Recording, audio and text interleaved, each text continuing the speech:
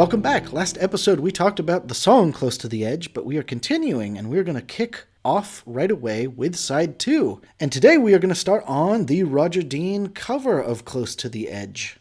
So, when I first saw the cover, I thought this was really dumb because it's such an important album. I was like, what are you doing? But actually, I think green when I think of this album, so he's not completely crazy. And he said, I wanted it to feel like a leather book. And he kind of captured that. But the real magic is when you open the album and the inside gatefold is a little bonsai world of waterfalls and whatnot.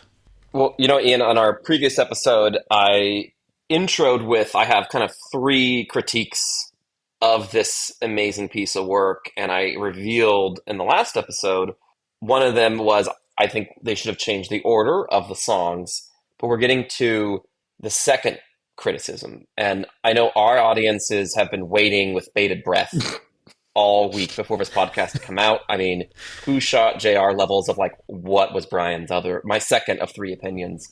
Yeah. And we're getting to my second one, which is an underwhelming album cover, given Yes's amazing track record of just beautiful, beautiful things. Yeah. And actually, the problem is solved. The same thing about the order. Flip it inside out. Get the inside cover as the outside, and then the green on the inside. Problem solved. Yep. Flip and reverse it. That's all you got to do. Flip it and reverse it. Because the inside cover with its beautiful little bonsai world, I think Yes does such a good job of kind of geography of music. And so I don't know. For me, it's just, gorgeous. Much like this next song, the second song, And You and I. So, in regards to the structure of this song, it is just the exact same song repeated twice. But because they change each part so significantly each repetition, you don't even notice. John Anderson claims it's about various aspects about the connection to the divine. I'm going to let you figure out what that means. And we start with the tune-up. And this is testament to Steve's brilliance on the guitar that we listen to him tuning up, and it's like an integral part of the song.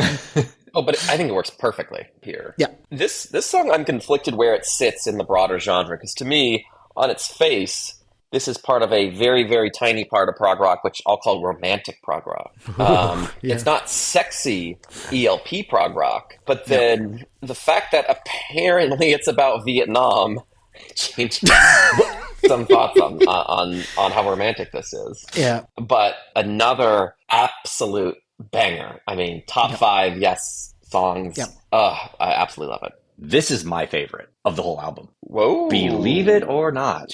Wait, is this your favorite Yes song? It might be. I'm not thinking of one to top it right now, so I'll go that far. This alternates with Close to the Edge for me, but they are top 2 for me. And it's funny because it's not like his most virtuosic, like absolute balls to the wall playing. It's my favorite guitar work from Steve. Mm. Yeah, he's got everything. That I don't know what he does with a 12 string, but oh my god, it's just that there's something so satisfying about that sound. Because, I talked about this in the Yes album one, where Yes would never again do Your Move from I Seen All Good People, except for the intro of this song. Just like a gentle, kind of acousticy, freaky, folky build. And it's just such a delightful, gentle way to begin the song. Am I wrong? Is he actually playing a 12 string at any point, or is there just multi-tracked? I think he is. I think he is playing a 12 string on this song, because these first 2 or 3 Steve Howe albums, he plays like every guitar, and then he just decides I'm going to play a Telecaster for the rest of my life. So I don't know what the deal is there, but I think he is playing 1,000 types of guitar, and it wouldn't surprise me if it was a 12 string. Yeah, I guess it is my favorite guitar work of his. I mean, a lot of people also it's not this album, but talking about Mood for a Day. But to me, that's not a Yes song. That's just a Steve having fun. Yeah. Yep. No, this is him within the context of Yes, and it's phenomenal. So we have this acoustic build, and it builds and it builds. And then we get to the vocally flanged breakdown, Coins and Crosses. And I just love that it just drops out of nowhere. And I think that's the magic, again, of these long songs that they do so well, is that we're just building. It's like an acoustic build, a pretty straightforward thing. Then it just cuts, and boom, we're doing Coins and Crosses. Never know their fruitless worth. and we're off to the races, and then it just jumps to the "and you and I" part. And again, they almost like sing it in the round. It's just lovely. Well, it's interesting that all three of us seem to have a different story behind the lyrics. And I don't know the veracity of any of them, because the version that I had heard was John had made some offhand comment about him. He's probably changed his story more than once, right? But that this song was about him meeting Jesus. I'm not kidding. I feel like this is the parable of the monks and the elephant, all holding a different piece of the song. Seriously, though, that's a really good analogy. Yeah, no, I was going to say, I always got the sense, because he talks about the teacher and the preacher later in the song, and there's so much like epicness, and he's holding hands with someone, and I can't imagine it's a woman. I imagine it has to be Jesus. Like I think he's being shepherded across a valley of knowledge. That to me is what the lyrics are about. But yeah, so then we come to the middle bit, that huge epic coming quickly to turn, coming quickly. Na, na, na, na, na, na. All expression made. Coming to terms, all expressions made. Emotions revealed to the oceans made. I'm sure the folks at home love hearing us attempt to remember the lyrics and maybe get a couple of the notes right. But my favorite memory of this song actually is, I wish a recording of this existed somewhere. I would give anything to hear this, but I'm also very glad it doesn't exist. Okay. This is freshman year of college. We're sitting in our cramped, tiny little dorm room. Ian and I are poring over an actual Yes songbook. It's just as thick as you think. Both hunched over, playing very cheap old guitars, and attempting to strum along to this song and sing at the same time in our best little John Anderson impressions that we could possibly somewhat mumble and somewhat. And I would give anything to hear what that sounded like, or what Brian was subjected to, because Brian would have been sitting pretty close to us. These rooms were not large. And I mean, Brian was working on the keyboard solo, so. And I can only imagine if the neighbors even caught a whiff of that, they'd be like, my God, I dare not open that door for any reason. The divinity held within. So we come quickly to terms of all expression late. So the middle bit. So I can't believe how epic they make this sound. Like, they've got the slides, they've got the keyboards, they've got the splashy cymbal. And it's actually interesting how overtly orchestral this is for a song that's, a mini rock opera or whatever. I actually don't feel like normally Yes actually goes orchestral, but this feels like slow and stately. So a lot of how I consume Yes these days is actually via live stuff. Yeah. And while lots of songs, of course, sound different live, this one may be one of the most, I don't want to say changed, but played differently. Because live, when they transition between 4 and 5, it's a huge breakdown. Burp, burp, burp, and it's either like howling guitar, but I've also heard, Rick or whoever on keys, it's a big, big breakdown. And then I kind of forgot on the studio recording, it's way more subtle. It's not worse, it's not better, it's just different. It's a little bit more of an intimate song. Not that the live version is like it's not Peter Frampton, but it's played up a bit much more. No, they go pretty hard live. Yeah. It fucking rules live. The thing that happens live is that they don't come back to the acoustic breakdown, which they do in the studio. Yeah. So we come back to Steve Howe replaying his little acoustic intro, which in the live they just go straight to the epicness. But we come back to Steve Howe playing his little acoustic intro, and then we come back after the break into the preacher and the teacher. And this is my single favorite minute of Yes of all time. I will agree with that. Yeah. As much as any of those live versions absolutely just slap, I prefer this studio version, because that acoustic breakdown leading into the preacher, the teacher, yes, absolute favorite Yes moment that exists. Because it's not very, and it's funny because it's not very bombastic or anything. It's just, No, so I think that I was like, what is it about it that makes it incredible? So I talked about this on the Aqualung episode about the power of the riff and the power of Jethro Tull. That Jethro Tull's magic is that they drift in and out. So sometimes they play, every single instrument plays on the riff, and sometimes they drift, so they have 5 people playing 5 things. And I think Yes stays in that zone a lot more. So we talked about this on the song Close to the Edge. They play 5 different musical parts at any given time. I feel like for this, The Preacher and the Teacher, they've gone all over the place, they've gone epic, they've gone huge. We come back in with just the acoustic part, and then they all play in unison, which is very weird for Yes. They play in unison, this preacher and teacher part. And the lyrics probably make the most sense of any Yes song of all time. And Chris and Bill probably play the closest to a straightforward rock beat. But it is still distinctly Yes. And they still have all the little keyboards and all the complicated bits in the background. I think it's the clearest and yet heaviest. And you are right that John's vocals for this section are probably his best ever. As in, like, I think he has like enough grit, and it's a beautiful melody, and it's normalish lyrics. I think these are probably some of his best vocals of all of Yes, but for whatever reason it comes together such that all 3 of us here are in agreement this is the single best minute of Yes. And we did not talk about this beforehand. We really did. We really didn't. We did not. So this warms my heart to the very core. Yeah, but it's interesting because it's a redo of the first half. It's just orchestrated completely differently. And mind you, everyone, this is as normal as their lyrics get. Well, we're still talking about the colored door of time, but, you know. You got to. Again, he's meeting Jesus. Yeah. Which brings us to the very final ending, where he goes over mountains of endless streams. And it's just an absolutely gorgeous end. And it's the very first taste of Yes I ever had. So I have a hard time placing where this fits, because to me, especially like the way it ends, it's such a beautiful ending. To me, it's very romantic. The 4th section is titled Apocalypse.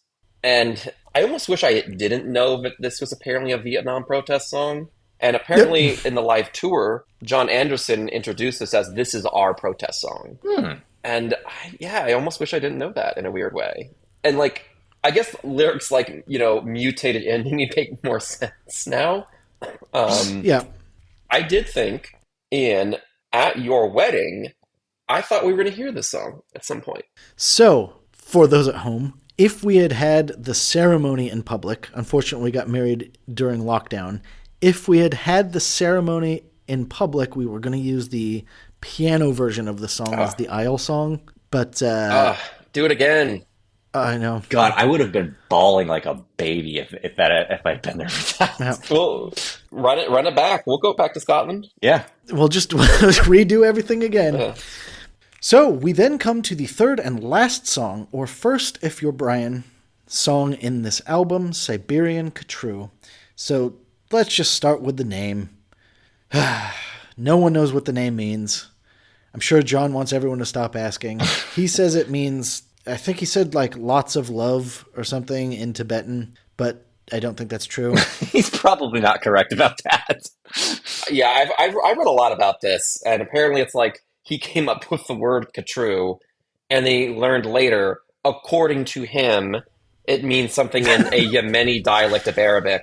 But everything you read on the internet, it's all like, according to John. I'm like, I don't know if I trust the validity of this.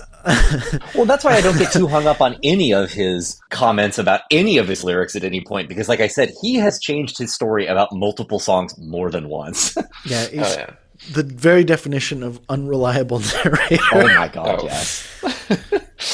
So I feel bad for this song because it is such a banger, but after the intensity of the last 2 songs, it's like a gigantic meal, indulgent, rich, amazing. And then that final dessert course comes out, and it's your stuffed, no matter how good it is. This is why I really wish this was the start of the song, because I think this is super underappreciated as a Yes song, but I don't think it's on anybody's top 10 list. I think, I actually, I don't agree about it should have started off the album, because for me, it's the palate cleanser. The digestif, But if you will. exactly, Digestive, yeah. exactly. Yep. But it is kind of unfair to treat it that way because you're thinking you went to the show, you saw the first two halves of the show, and your mind is blown. And this is the fun little jam as you're walking out, right? Yep. It's unfair to place it here because it would be a banger on any other album. Yeah, I think it would be like the best song on any of their other albums. Could be. It's fantastic. And I think for me, it brings a Yours Is No Disgrace energy of kind of like all of the musicians sound like they have stuff to do and kind of let their hair down, so to speak. Oh, it's jaunty as hell. Like It's very jaunty. I mean, there's actual like riffs you can hang your hat on, and there's frantic changes, and the lyrics are stupid. Like, I don't know, there is something about it that's fantastic and in a fun way. Well, interesting, Ryan, who agrees with me that this should be the opener, is the band themselves. This was often the opener of their live shows. Interesting that they'd open a show with it. Because, according to Steve, it showcased the band very well. Like, everyone has their kind of part. Yeah. I can buy that. And that's a good introduction. Yeah. Everyone has something fun to do during this song. So that, I can buy that. It sounds like it is a great opener. And as I say, I think it loosens everything up a little bit. So this song has one of my favorite John Anderson vocal tricks of just saying a bunch of words. Not that he hasn't been doing this already, but he does this again in like Awaken, where he just says just words, not even in sentences anymore. And it's like another abstraction of John. But just that last bit where he goes like, moonshine, cobra, starstruck, change it. It's like, John, are you just looking around the room and naming things you see? And you know what? That's all he needed to do. Stapler, Post-its. Oh, I'd love that. I think this is maybe our only harpsichord solo in Yes history, maybe prog rock history. Oh, that's interesting. Yeah, it might be. And apparently it was on a RMI 368 Electra piano, which had a harpsichord emulator. As we were saying at the very beginning of all of this, to, how they clearly recorded this all in 30-second bursts. Again, testament to how cohesive it sounds, that I never, ever, ever think it's jarring that a harpsichord solo just comes into your ears for about 5 seconds and then disappears again. I mean, isn't tuning an actual harpsichord just an enormous ass ache? I imagine it must be. I mean, it's up there with, like Robert Fripp's comments. What was it? Tuning a Mellotron doesn't. Yeah. Yep. So if they're like, yeah, we'll just use the emulator. That's okay. It's only this teeny part of the song. This is another part of the podcast. I wish we could reach out to a harpsichordist to get their thoughts on how this sounds like. So, Ian, I know we have a collab coming up with Harpsipod, the harpsichord podcast. So I'm very excited to hear their thoughts. Hey, there's a strange overlap between their audience and ours. You'd be surprised. Yeah. Yeah, so we got to make sure we don't release episodes at the same time. There's too much competition for Oh, boy. But I don't have a ton else to say, other than it's totally underrated. Yep. No, I think this is it, as I say, fun, Yours Is No Disgrace, madness, just blast out, comes and goes. And it seems like we're half and half on which way around this album should be. But, I think either way, I think you go heavy, beautiful, and fun, or fun, beautiful, and heavy. Whichever way you want to go. So, before we go to final thoughts, the famous thing that happened after this album is young Bilford Bruford went on a journey into the loving arms of King Crimson. He said yes was too diatonic and happy, and he had musical oats to sow. So he said this album was like having 5 people trying to write a novel together. And I was like, yep, that's what it sounds like, is that apparently it was a lot of strong musical personalities. And so when he went off to King Crimson, he's like, we didn't discuss anything. You just had to know what you were doing, which is something we'll be talking about with King Crimson in the future, is that they were an improv-based outfit by this point. But it's interesting. He has absolutely no desire, so it seems, to go back to this era of Yes. And I was like, it always fascinates me, because I feel like there's 2 types of musicians who really enjoy their famous years, and the musicians who are like, nope, I don't want to ever play Flagpole Sitta again. Like, I think there are two types of musicians in that regard. And obviously Bill Bruford wanted to go do King Crimson jazz and then has since left to go do fusion jazz for the rest of time. Mm-hmm.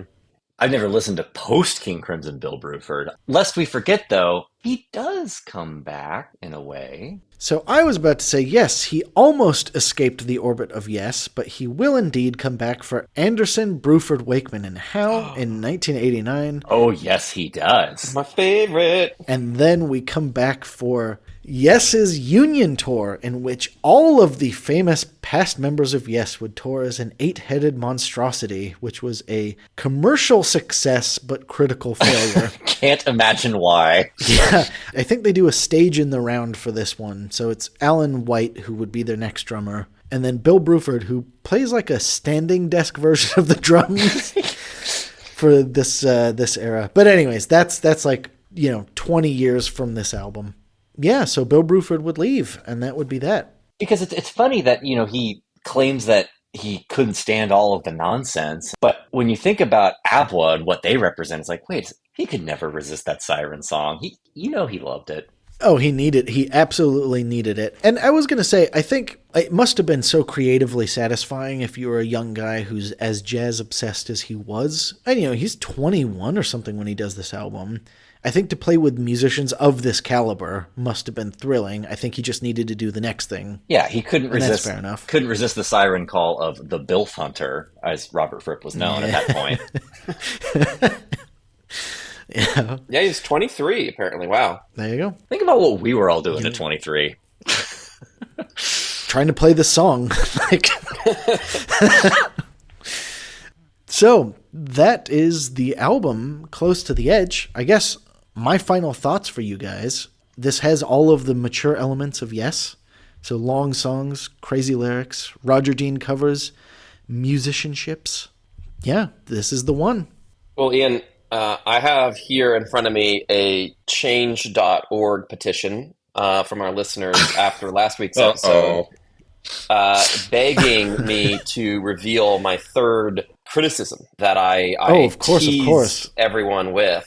And this is, just like the 3 secrets of Fatima, the Catholic apocalyptic secrets. It's finally time for me to reveal my third criticism, which is as a band, Yes tried to make this album again several times, and they never did.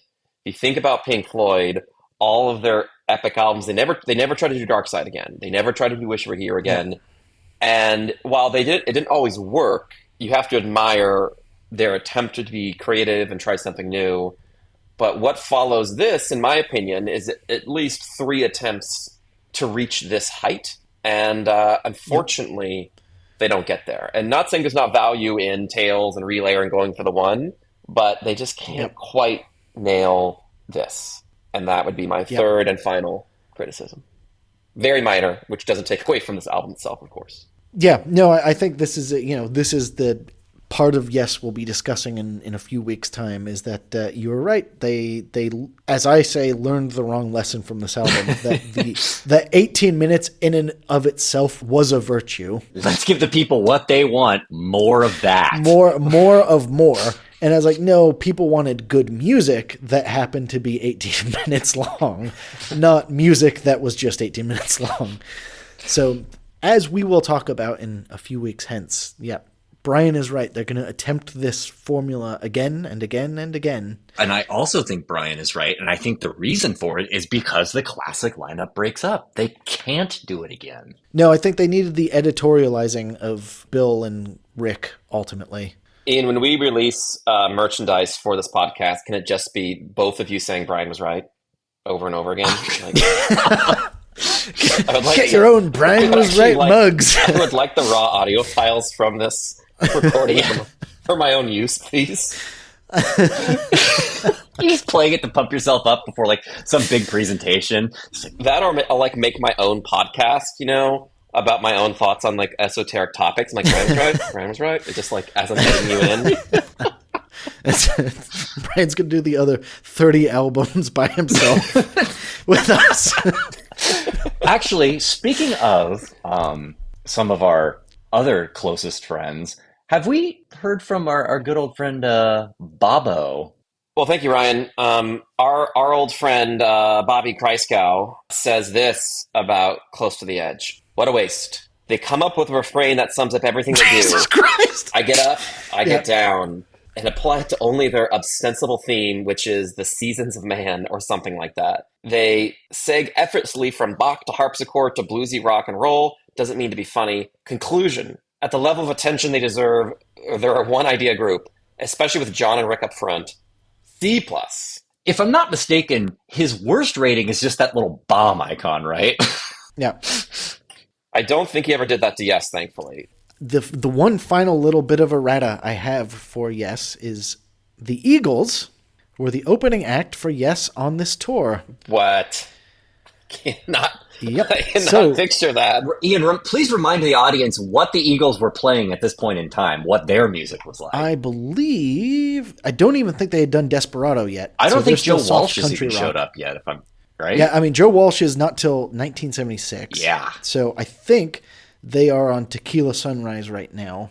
So they are soft country rock. So they're bred They are bred. with more cocaine. And we come to that when Chris Squire says the guys in Yes were practically homebodies until the Eagles showed up with all the coke. God bless. Chris says in a talk with Prog, I'm assuming Prog Rock Magazine or something, he swore off acid after a scary incident involving a homemade batch that led to a hospital stay. Then Yes toured in 1973 with the Eagles as their opening act. And he said one of the members of the group took him aside and said, "Try this." Chris Squire had discovered something new. Cocaine, Chris says with a smile. Then John talks about getting cream pied by the Eagles. What happened was we finish up in the room and it was dark. I couldn't see anyone. Then all of a sudden the lights came on and there was a table set up with the Eagles standing behind 24 cream pies. Then they threw them at us and I joined in. It was the best time ever. Well, it was always my lifelong dream to be cream pied by Don Henley. Yep. So there we go. That's it. That's Close to the Edge. Down by the river. Down at the edge, round by the corner. I am so pleased to have this turned out because I know how much we all built this up in our own minds, and Yeah. this was No, I perfect. feel like that we hit all of them. Yep. I am delighted. We said exactly what we needed to say, and it was just as much fun as I thought it would be. So that has been Close to the Edge, and this has been a sort of young person's guide to prog rock. I have been your host, Ian Prize, and I want to thank my guests, Brian Thank you, Ian. and Ryan. Thank you, Ian.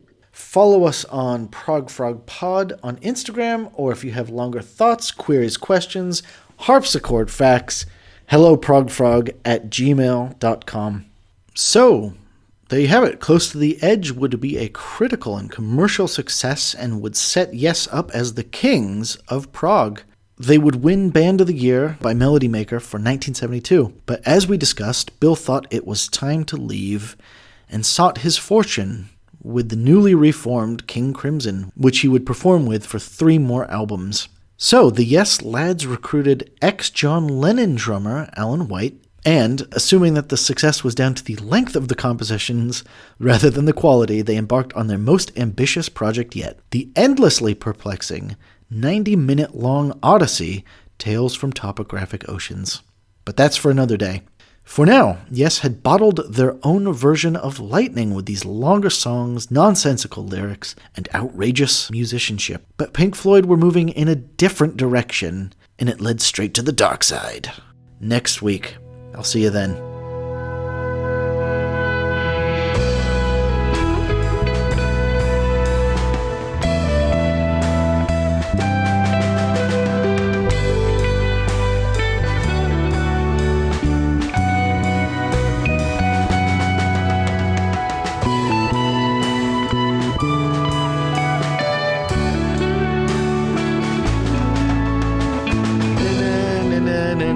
All expression made.